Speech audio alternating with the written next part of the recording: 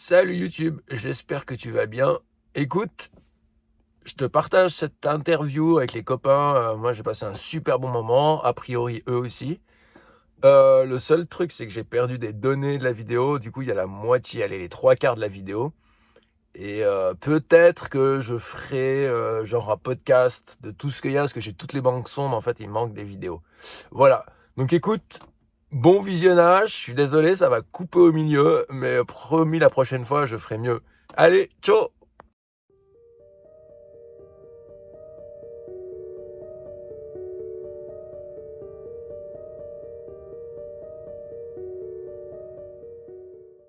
Salut les gars, bienvenue sur ce plateau, dans ce magnifique théâtre. On a l'occasion de pouvoir tourner cette vidéo. Je présente quand même, malgré que moi je les connais très bien. On va pas faire comme si on n'avait pas passé la journée et la semaine ensemble. Voilà. Non, on va pas essayer. Non, on va dire la vérité. Voilà, à ma droite, Joris, Carré. Enchanté, enchanté. Et à mon autre droite, du coup à ma gauche, on pourrait aussi dire. À ma droite, à moi. Ouais, voilà. Charlie Lantier. Et à ma droite, Et à ma gauche, Julien Boy. l'immense. Non, mais en vrai, ça me fait très plaisir de vous accueillir parce que c'est la première vidéo que je fais avec des gens que j'invite sur ma chaîne. C'est une grande première et c'est cool de la faire avec vous, quoi. Bah, c'est un honneur, mec. Ouais, merci. Ouais. Ouais, vraiment. Bah ouais, parce que je me dis, ça fait. Charlie, je pense que ça fait 10 ans qu'on se connaît, au moins. Au moins, ouais. Toi, Joris, ça fait un peu plus, un peu moins, peut-être 7-8 ans, Ouais, c'est ça. un truc comme ça. Ouais. Et je me dis, c'est sûr qu'on a des trucs à raconter, une vieille amitié, c'est cool de la partager. Et puis je trouvais le concept de la vidéo, en fait, c'est juste discuter un peu entre copains, simplement. Et puis je trouve que c'est bien aussi sur YouTube qu'on amène, c'est pas que des gens connus qui discutent entre eux, tu vois, on peut faire aussi des gens lambda, alors qu'on est connus dans nos réseaux respectifs, tu vois. C'est pas, là n'est pas la Oui, question. mais on est lambda, on peut On le est- dire, on on peut le est dire. lambda. On est plus lambda que Que connu. connu. On peut quand même dire ça. Hmm. Ouais. Pour le moment. Bah ouais, carrément. Du coup, j'ai écrit quelques questions. C'est si on s'embête ou on sait pas quoi dire dans la conversation, on peut aller les chercher. Ouais. Elles sont un peu sur une chronologie de nos vies respectives.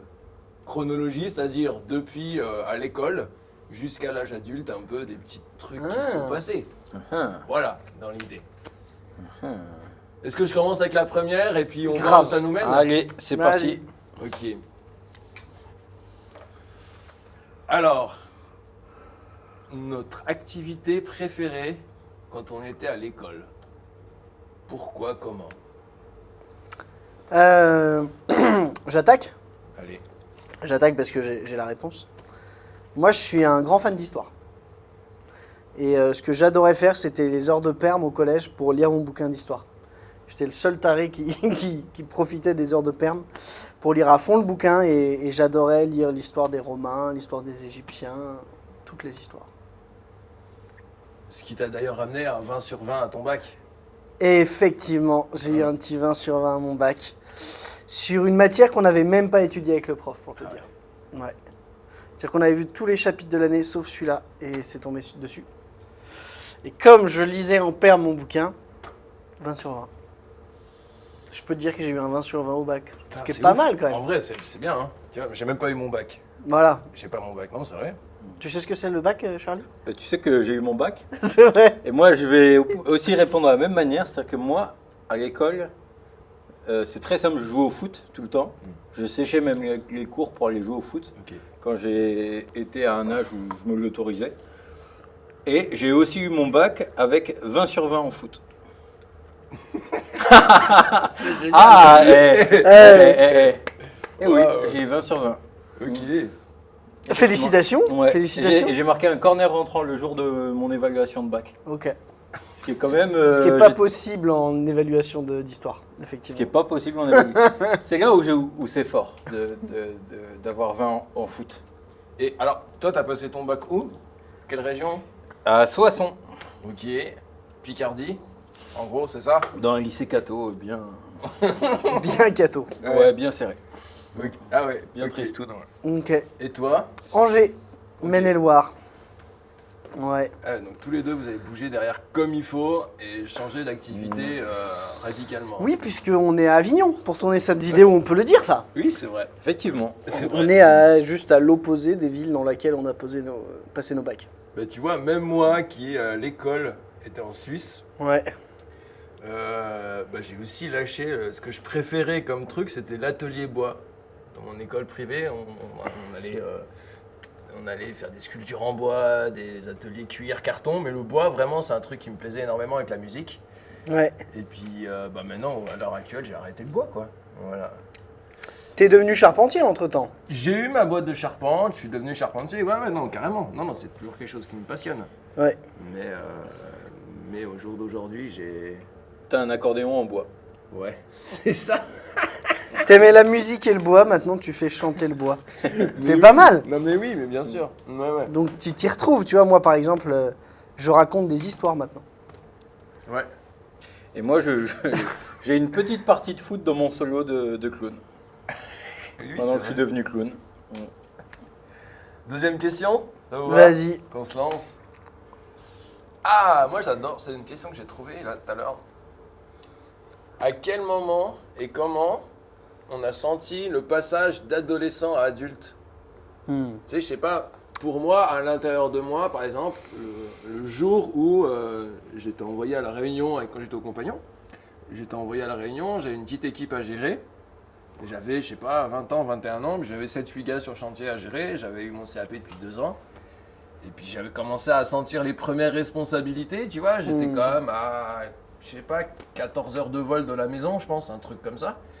Et puis là, j'ai commencé à me dire, waouh, là j'ai clairement quitté l'adolescence, tu vois, sur les 20-21 ans, j'étais là, waouh, ça c'est une vie, j'avais ma bagnole, mon appartement, Ouais. à Pétaouchnok, je gérais des gars qui parlaient pas ma langue.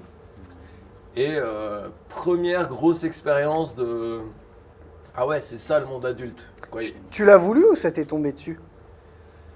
J'ai C'est dit- pas rien de se retrouver en tête d'un chantier, quoi. Bon, pas à la tête d'un chantier, à la tête d'une équipe. Ok. Ouais, vraiment.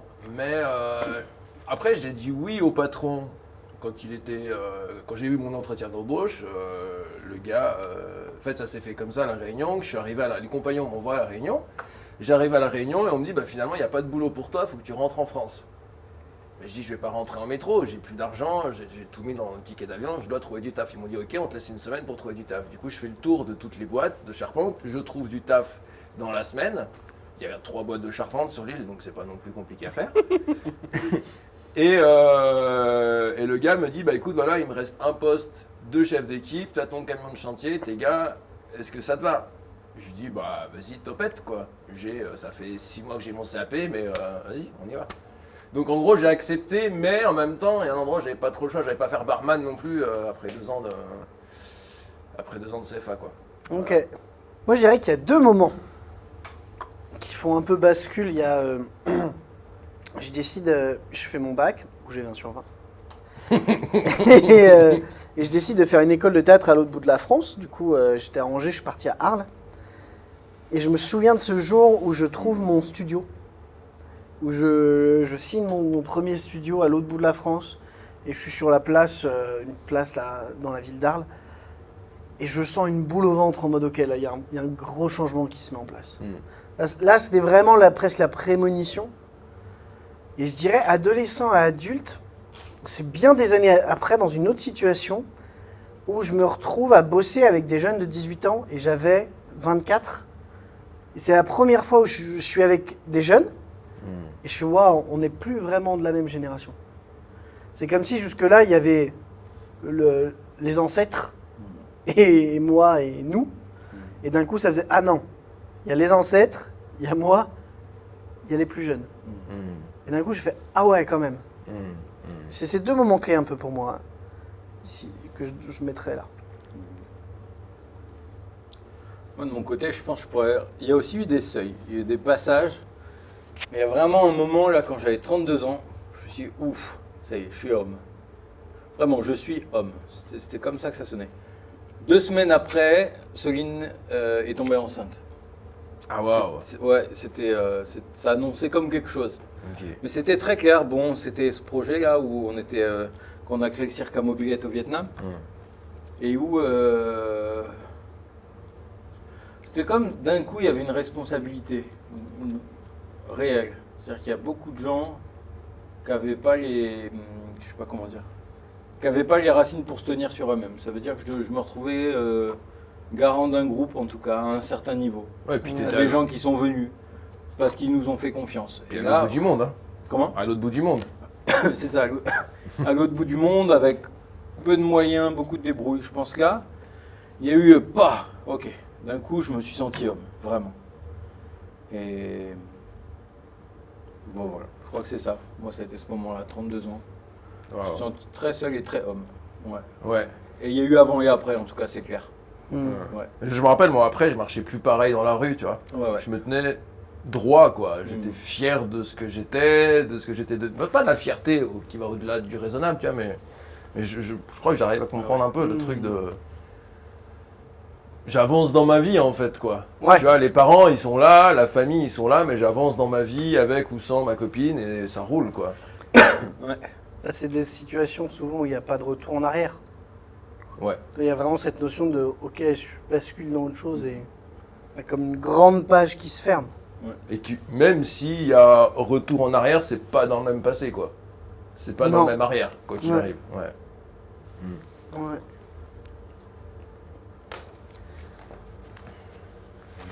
C'est moi qui la pose celle-là. La première fois où tu t'es senti amoureux.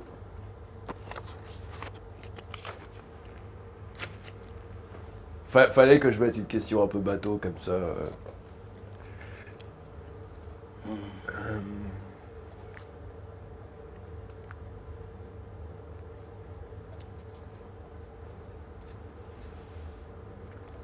Vous cherchez vraiment? Ah, ça Bah, vous vient moi, pas moi, naturellement? je cherche vraiment parce que si tu veux, tu vois, t'as le truc où quand t'as 16, 17, 18, 20 ans, tu tombes amoureux, mais plus par passion, plus par envie, plus avec des attentes, des trucs. Enfin, tu vois, pour ma part, tu vois, c'est ça. Et le truc où je sens vraiment, où mon cœur, il s'est passé véritablement quelque chose là-dedans, sans qu'il y ait d'attente, sans qu'il y ait sans qu'il soit animé seulement par des désirs ou des choses comme ça. Ouais, ça mérite une réflexion, hein, sur la première fois. Ouais. Ok.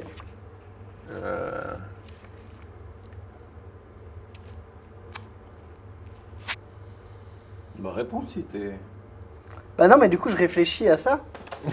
À ça, parce qu'effectivement, moi, première fois amoureux, je peux vous dire, quatrième, elle s'appelle Vanda, cours de théâtre, on joue sur scène, le cœur se met à battre la chamade, voilà quoi, puis tout ce qui s'ensuit.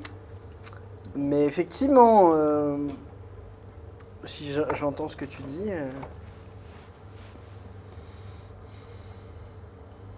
Il y a plein de fois où j'ai cru que j'étais amoureux, puis en fait, tac, grosse désillusion, quoi. Ouais. Si, moi je dirais quand même que c'était la première fois que j'étais amoureux parce que ça ouvrait vraiment quelque chose. C'est vraiment un truc que j'avais jamais vécu avant et qui est juste incomparable. Après, effectivement, c'est pas forcément la version ultime, le dernier update de l'amour, quoi. Mais dans ce que ça m'a fait vivre au jeune homme que j'étais à 13-14 ans, c'était assez fou quand même. D'un coup, il y a quelqu'un d'autre que toi pour qui et tout peut tourner autour de cette personne en fait. C'est vraiment ça, le truc de wow. Et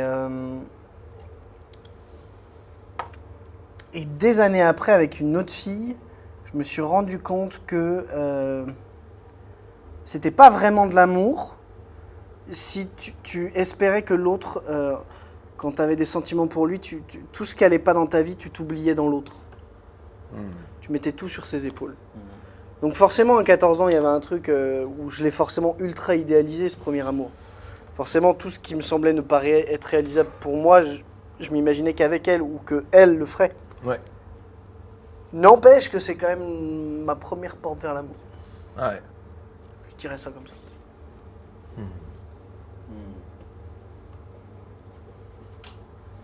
Moi, je sais pas trop parce que c'est un peu dur à... J'ai beaucoup travaillé sur moi ces derniers temps, on a déjà pas mal échangé là-dessus, mais sur mon rapport au désir, sur mon rapport au fantasme, mon rapport à être attiré par les femmes qui séduisent ou des éléments un peu comme ça, quoi. Du coup, je crois que ça m'est arrivé il n'y a pas si longtemps que ça, quoi. Voilà. Où vraiment, au fond de moi, il s'est débloqué un truc qui m'amène une force en fait d'amour qui est quelque chose pas inconditionnel, mais qui est là tout le temps, en fait. Et j'ai l'impression qu'il n'y a pas grand-chose qui peut venir détériorer ça, tu vois. Et il n'est pas forcément une question de désir, il n'est pas forcément d'envie ou des choses comme ça, c'est juste, c'est posé là et ça fait comme un aimant avec cette autre personne. C'est-à-dire quand on est là, tu vois, les émotions, elles sont fortes, vraiment, c'est comme un aimant. Mais quand physiquement on n'est pas côte à côte, ça reste quand même là, mais c'est un peu moins fort, mais ça reste quand même là, quoi. Et je crois que il y a peut-être il y a 2 ans, tu vois, que ça m'est arrivé cette expérience-là, quoi, et qui dure depuis dans le temps, tu vois. Et je crois que ouais, j'ai 30 ans, j'ai envie de dire à 28 ans, je suis tombé amoureux pour la première fois, véritablement, je crois. Ouais. Ok. En ayant vraiment été chercher les bêtes de noirceur au fond de moi, voilà. Et en ayant mis ça au clair, je pense que je peux dire qu'à 28 ans, je suis tombé amoureux pour la première fois, ouais. Mais bon, à voir, affaire à suivre. Moi, je crois que je suis très en lien avec cette question, je réponds pas exactement. Mais je crois que je me rends compte qu'avec mon métier où j'accompagne beaucoup de clowns, je tombe très souvent amoureux des clowns. Des êtres... Parce que ça ouvre à un être sensible à l'intérieur. Enfin, un être sensible là où on accède à une grande partie de l'être. Et je crois qu'en réalité, je tombe vraiment à un certain niveau amoureux. Et puis ça, c'est comme des passages, des ouvertures, des petites ouvertures de cœur. Et puis en fait, en parallèle, je vis une histoire depuis 11 ans avec Soline. Et en même temps, je me rends compte de la valeur du temps, aussi à cet endroit. En amitié et en amour aussi de la même manière, comme le temps, quand on reste en lien, quand on reste avec. Il est en train de faire métamorphoser les choses. Et puis il y a des endroits qui se calent à un niveau profond. Et la base, elle est là et elle est goûteuse, quoi. Et puis avec Soline, il y a encore des endroits où on se rencontre et des endroits où on se surprend. Et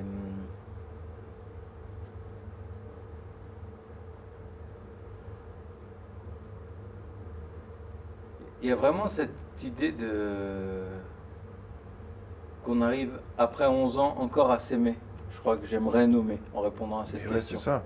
Que je trouve très belle. Bah ouais, c'est fou. Ouais. Parce que ça se joue pas évidemment avec l'intensité des débuts, mais ça se joue avec une zone où il y a une confiance qui est placée à un endroit qui est de grande valeur. Voilà. Je crois que je voulais juste dire ça. Et est-ce que c'est vrai qu'on dit, est-ce que moi j'ai jamais été plus de 2 ans dans une relation, je crois. Ouais. Est-ce que c'est vrai ce moment, et on dit que sur les 7 ans d'une relation, soit ça passe, soit ça casse. C'est un truc comme ça que j'ai entendu. Il y a un truc comme ça qui est un peu là, où t'as pu vivre. Moi j'ai été... Enfin, que vous avez pu vivre. Même. J'ai été dans une relation de 6 ans aussi, à un moment donné. Et je crois qu'il y a le passage du milieu des 7 ans, là, vers 3 ans et demi déjà, où je sais pas, là ça grince déjà. Il y a des choses qui se... La mort dure 3 ans. Il y a quelque chose qui se nettoie en tout cas, il y a vraiment quelque chose d'essentiel qui reste à ce passage-là. Et puis effectivement, le passage des 7 ans, je l'ai plutôt vu comme une nouvelle boucle qui s'ouvre. C'est assez différent. Le passage des 7 ans, c'était... ok, qu'est-ce qui est encore vivant ? Avec des choses qui le sont encore, d'autres qui le sont moins. Et puis qu'est-ce qu'on a envie de créer à nouveau ? Du coup, il y avait un peu ces deux choses-là qui étaient là. Ouais. C'est comme ça que j'ai vécu le passage des 7 ans. Avec aussi d'autres choses qui se sont ouvertes. D'ailleurs, ça correspond plus ou moins à quand on est devenu parent. Ok. Ouais, donc ça ouvrait vraiment une nouvelle boîte. Ah ouais. Ouais. C'était un... Ah, et puis alors ça vous arrive à l'autre bout du monde en plus. Ouais. Accessoirement. Ouais. Ah ouais, plutôt intense comme situation. Ouais, c'était intense. Bon, avec Soline, on a vécu des choses intenses. Hein. Ouais. On a vécu le grand calme plat au milieu de la Suisse à Sainte-Croix où il se passait rien. Derrière, on est parti voyager à vélo pendant un an. Un cirque à mobilette à 17. Ouais, pareil pendant un an. Après, on est rentré. Enfin, ouais, il y a eu des enfants, une école, maintenant une compagnie de clowns en France. Bon, tu vois, je t'avais pas menti, ça s'arrête au milieu, quoi. Mais bon, voilà, en tout cas, merci d'avoir suivi jusqu'à là. Et puis, ben, merci pour le soutien, quoi. Allez, bonne soirée, bonne journée. Ciao!